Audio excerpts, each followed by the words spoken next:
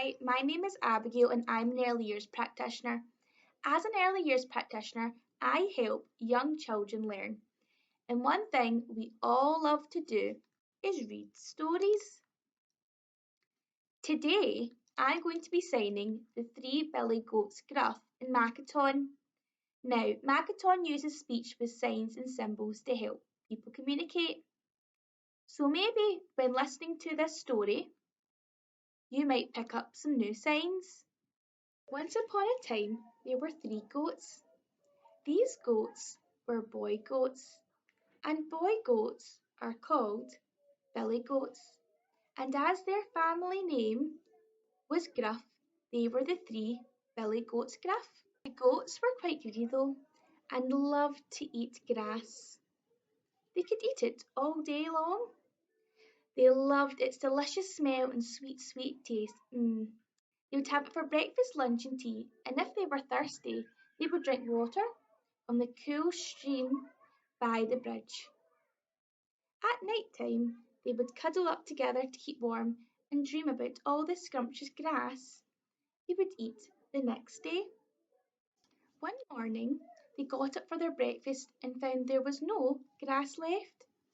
They had eaten it all. Oh no, said the smallest billy goat. What are we going to do now? The goats looked around and started to feel a wee bit worried. How could they go on without any food? The biggest billy goat thought for a moment and said, I know what we can do. If you look in the distance, you'll see a beautiful, lush meadow. I bet there's loads of yummy grass there. We just have to cross the bridge to get to it. Oh, I don't know about that, said the middle-sized billy goat. Doesn't a troll live under the bridge? If we try to cross, he might eat us up. Don't be a silly Billy, said the biggest goat.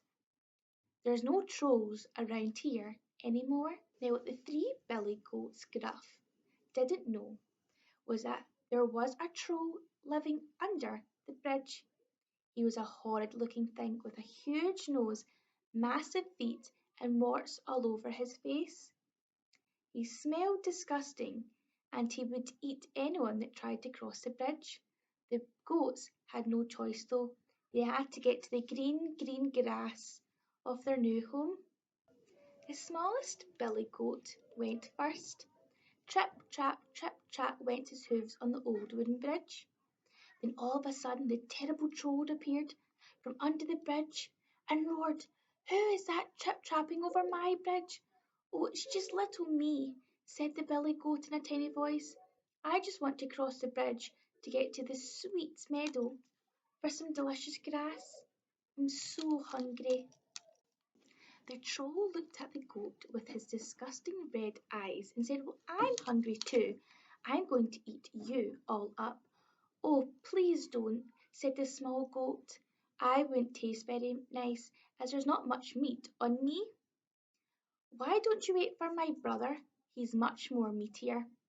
The troll looked at the small goat and realised he was right. He decided to wait for the tastier one, so he let the little one pass. The same thing happened with the middle-sized billy goat.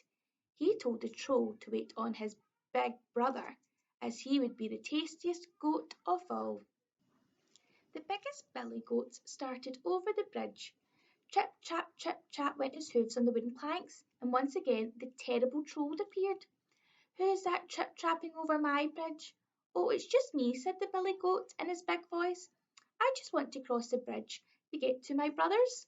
They're over at the sweet meadow. You're not going anywhere below the troll. You're the biggest, tastiest goat, and I'm going to eat you all up. The biggest billy goat looked at the terrifying troll and thought, I'm not going to let this troll bully me and have me for his tea.